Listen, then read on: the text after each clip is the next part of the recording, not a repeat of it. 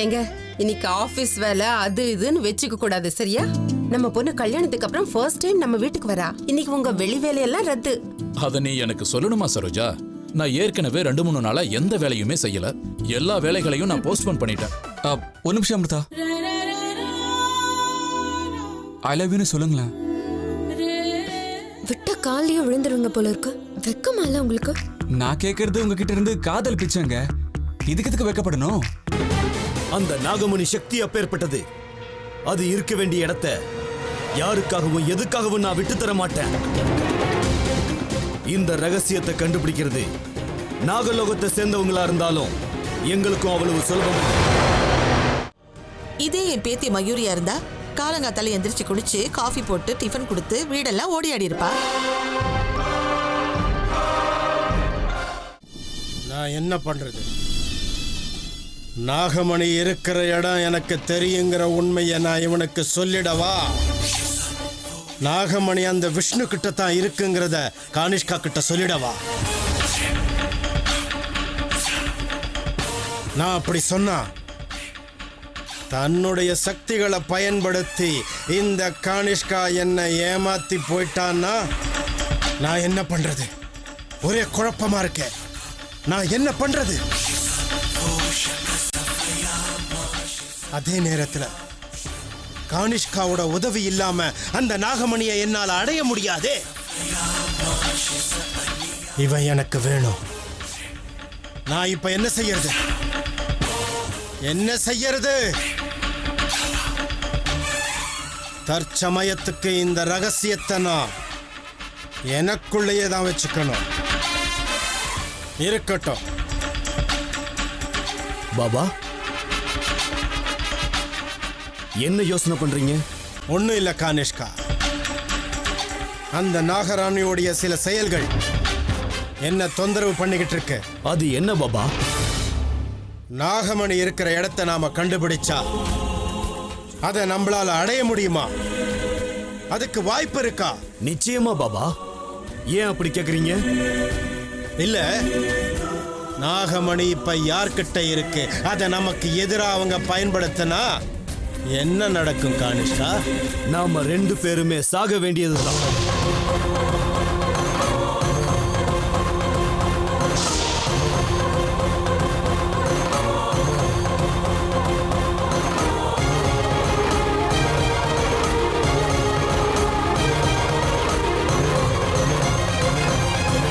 ஆமா, அது மட்டும் இல்ல, நாகமணி யார்கிட்ட இருக்கோ அவங்க அந்த நாகமணிய நாகராணிக்கு எதிராக பயன்படுத்தி அவளை கொல்லவும் முடியும்.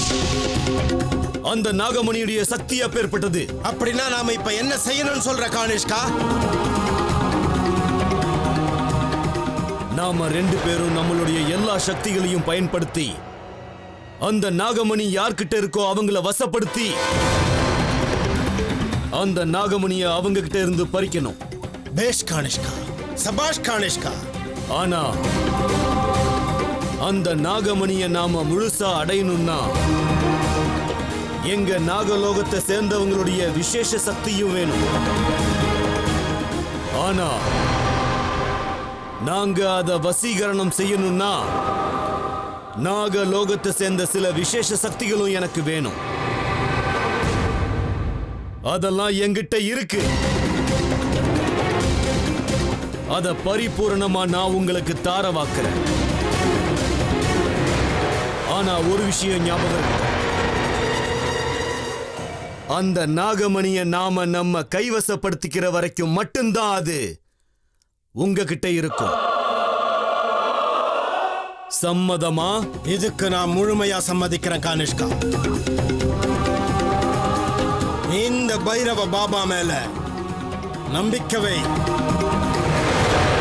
அப்படின்னா என்னுடைய சக்திகளை நான் உங்களுக்கு தாரவாக்குறேன். ஜெய் தக்ஷகா.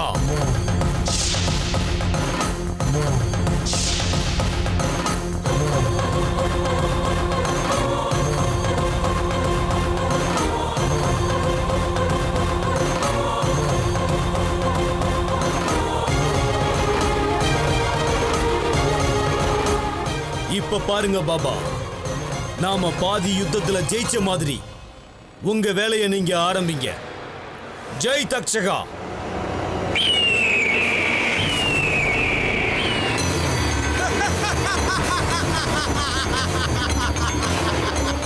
ஜெய் மகாகாளி.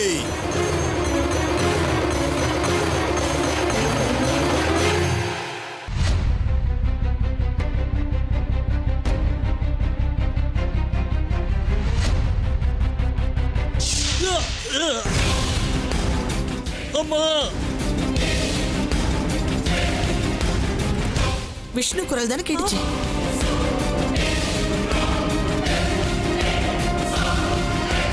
அமிர்தா, இப்ப அப்பா கத்துற சத்தம் கிடைச்சுல? ஆமா. வாங்க என்னன்னு போய் பார்க்கலாம்.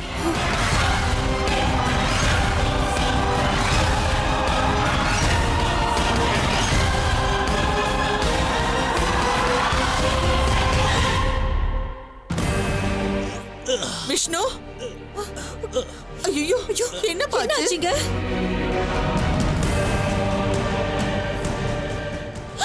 ஐயோ, ரத்தம். என்ன பத்ரா, எப்படி ஆச்சு? எப்படி ஆச்சு? அப்பாவுக்கு அடிபட்டிருக்கு. அது ஒண்ணு இல்ல. வேகமா ரூமுக்குள்ள வந்தேனா கால் தடுக்கி விழுந்துட்டேன். கட்டிலோட கார்னர் வாயில பட்டு லேசா ரத்தம் வருது, அவ்வளவுதான். பயப்படுறதுக்கு ஒண்ணு இல்ல. இந்த பொண்ணு இந்த வீட்டுல காலடி எடுத்து வச்சதுல இருந்து இப்படி எல்லாம் தான் நடந்துகிட்டு இருக்கு. ஒரே அபசுகனமா இருக்கு. இந்த பொண்ணு வேண்டான்னு எவ்வளவோ அடிச்சுக்கிட்டேன். நீங்க யாராவது என் வார்த்தையை கேட்டீங்களா?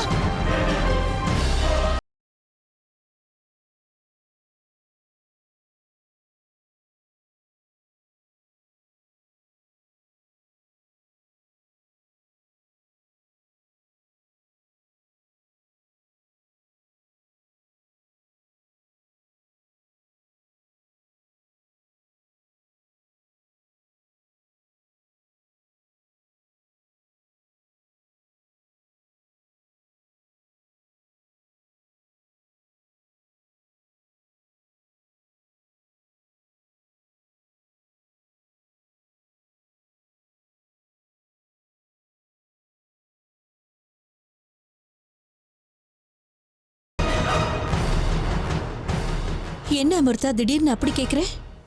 ஒன்றும் இல்லை அத்தை, தோணுச்சு, அதான் அப்படி கேட்டேன்.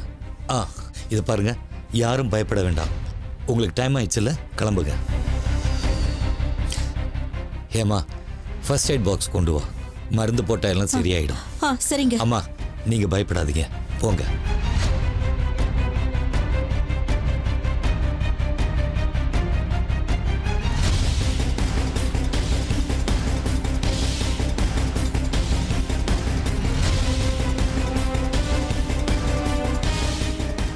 இல்ல, நான் கால் தடுக்கி விழுந்திருக்க மாட்டேங்கிற டவுட் அமிர்தாக்கு எப்படி வந்தது? எதுக்காக வந்தது?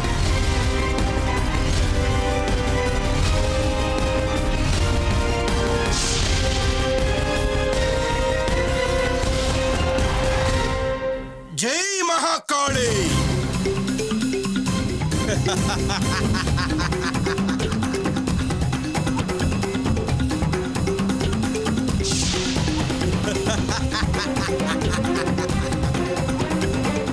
விஷ்ணு, நாகமணி அடையற இந்த யுத்தத்துக்கு நான் பரிபூர்ணமா தயாரா இருக்கேன்.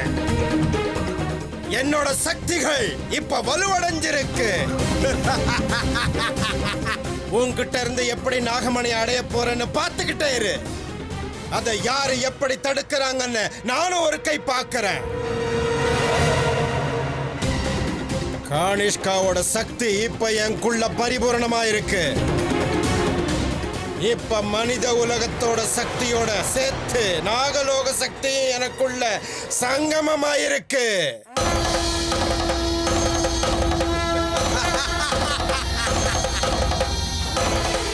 விஷ்ணு, இனிமே உங்ககிட்ட இருக்கிற நாகமணியை ஏன் வசப்படுத்திக்க? நிச்சயம் எனக்கு கஷ்டமான வேலை கிடையாது.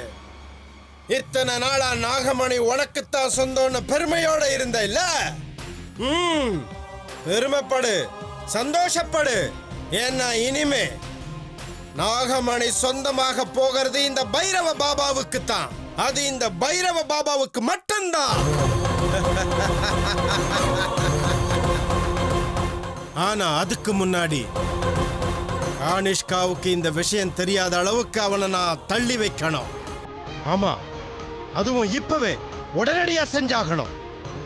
ஜெய் மகாகாளி.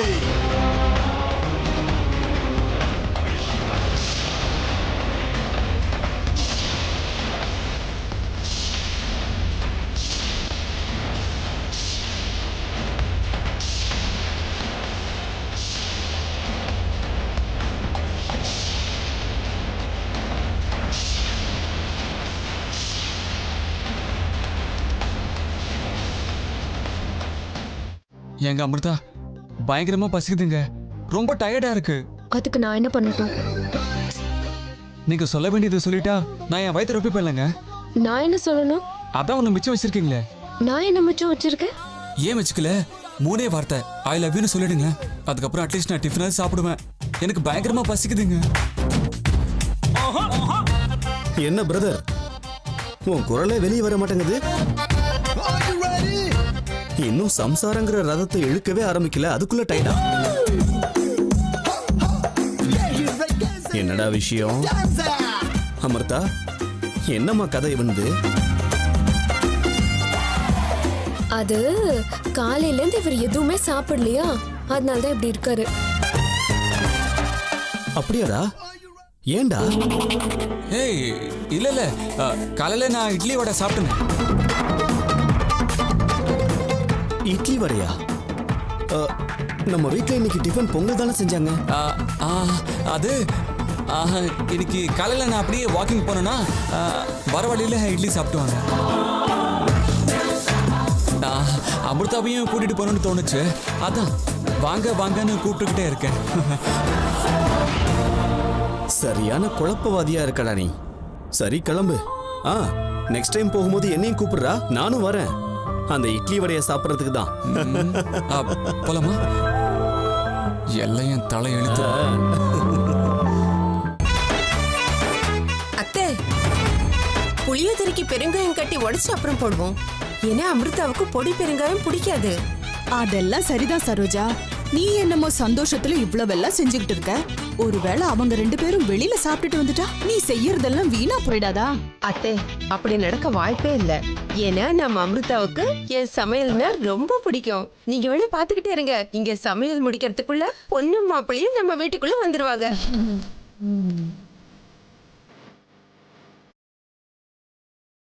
சித்தப்பா, பொண்ணு மாப்பிளையும் முதல் தடவையா நம்ம வீட்டுக்கு வராங்க. நான் சொன்ன அரேஞ்ச்மெண்ட்ஸ் எல்லாம் பண்ணிட்டீங்களா? எல்லா அரேஞ்ச்மெண்ட்ஸும் பண்ணியாச்சுப்பா. நீ ஒன்றும் கவலைப்படாத. இதுக்கெல்லாம் ஒன்றும் குறைச்சல் கிடையாது அவளுக்கு. என்ன சொன்னீங்க சித்தப்பா? ஒன்றும் இல்லைப்பா, எல்லா அரேஞ்ச்மெண்ட்ஸும் பண்ணிட்டேன். ஞாபகப்படுத்தி பார்த்துக்கிட்டேன். நீ ஒன்றும் கவலைப்படாத. அத்தை, பொம்பளை பிள்ளைங்க வீட்டுக்கு லட்சணம். அமிர்தா புருஷன் வீட்டுக்கு போய் ஒரே ஒரு நாள் தான் ஆயிருக்கலாம். அதுக்குள்ள வீடு வெறிச்சோடி போன மாதிரி இருக்கு. என்னமோம்மா, எனக்கு ஒன்னும் அப்படிலாம் தோணல. ஆரம்பத்துல இருந்து எனக்கு அமிர்தா மேலாம் அவ்வளவு பாசம் இல்ல. எங்க இருந்தோ வந்தா, யாரையோ லவ் பண்ணி கல்யாணம் பண்ணிக்கிட்டு போயிட்டா. இதையெல்லாம் பார்க்கும்போது இதெல்லாம் ப்ரீ பிளான்டுன்னு தோணுது. சேச்சா, என்ன அத்தை நீங்க இப்படி எல்லாம் பேசுறீங்க? அமிர்தா ஒரு அதிர்ஷ்ட தேவதை. அவ இந்த வீட்டுக்கு வந்ததுக்கு அப்புறம் தான் என் முகத்துல சிரிப்பே திரும்ப வந்தது. இனிமேலும் அவளால இந்த வீட்டுல நல்லதுதான் நடக்கும். அத்தை, இதுதான் கடைசி. இன்னொரு தடவை அவளை பத்தி நீங்க இப்படி எல்லாம் பேசாதீங்க. என்னம்மா சரோஜா, கல்யாணம் பண்ணிக்கிட்டதுக்கு அப்புறம் உன்னோட பொண்ணுக்கு அம்மா நினைப்பு வரவே இல்லை போல் இருக்கு. இன்னும் ஆளை காணோம். வருவாளா மாட்டாளா? சித்தப்பா, நம்ம அமிர்தா அப்படி கிடையாது. அவ எங்க இருந்தாலும் எப்படி இருந்தாலும் அவ மனசுல நமக்குன்னு ஒரு விசேஷ இடம் வச்சிருப்பா. பாத்துக்கிட்டே இருங்க, அவ நிச்சயமா வருவா.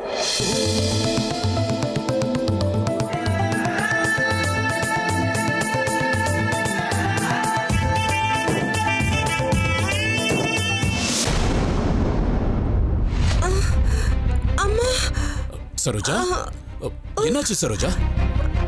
வா உட்காரு. சரோஜா, என்னாச்சுமா? என்னங்க, தலை சுத்துதுங்க.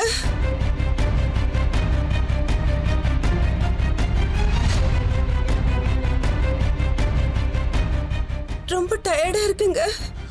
காலையில இருந்து ஓயாம வேலை செஞ்சுக்கிட்டே இருந்தா இப்படிதான் இருக்கும். சரி இரு, நான் போய் தண்ணி கொண்டு வரேன். சித்தி பாத்துங்க.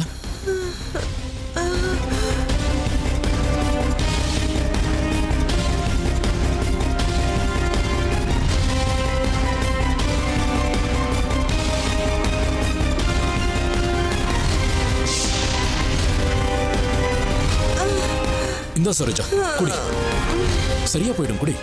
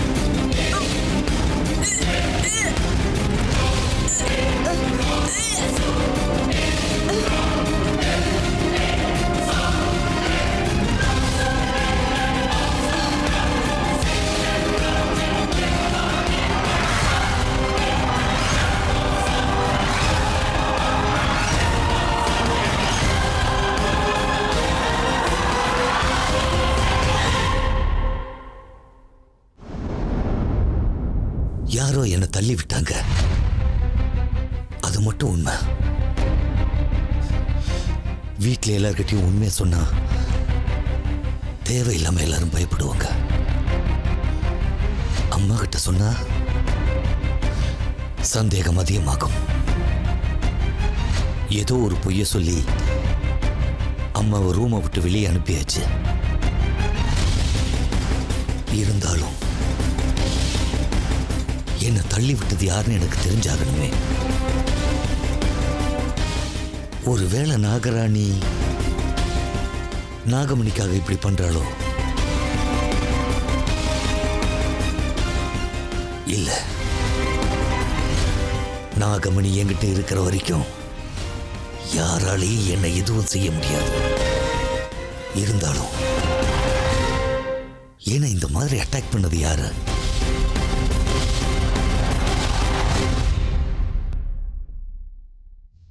அது யாரா இருந்தாலும் சரி, நாகமணி வேறொருத்தர் கைக்கு போக நான் விட மாட்டேன். அதுக்கு எவ்வளவு போராட்டம் நடந்தாலும் சரி, நாகமணி என்னுடைய சொத்து, என்னுடைய சொத்து. விஷ்ணு,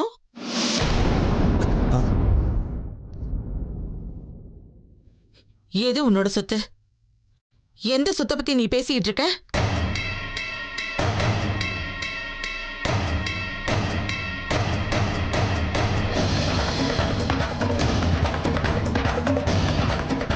அம்மா, அது வந்துமா, நான் ஏதோ பிஸ்னஸ் டென்ஷனில் இருக்கேம்மா. அதை பற்றி நான் மனசுக்குள்ள பேசிக்கிட்டு இருந்தேன். இல்ல விஷ்ணு, வேற ஏதோ விஷயம் இருக்கு. அதை நீ என்கிட்ட இருந்து மறைக்கிற. உண்மை என்னங்கிறது இன்னைக்கு எனக்கு தெரிஞ்சே ஆகணும். சொல்லு.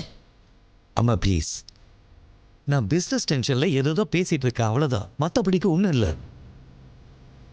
தேவையில்லாமல் மனசை குழப்பிக்காதீங்க.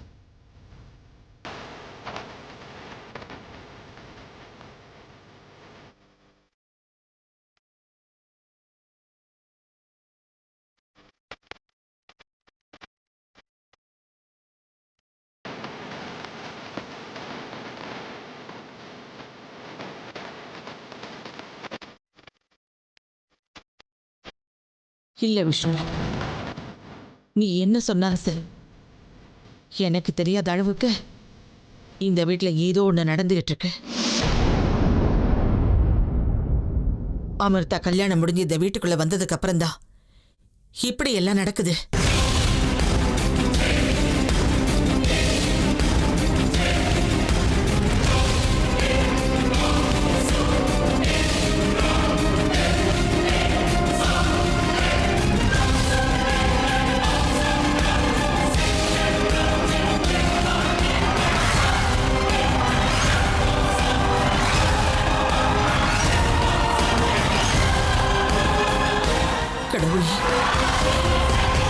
வீட்டையும் என் குடும்பத்தையும்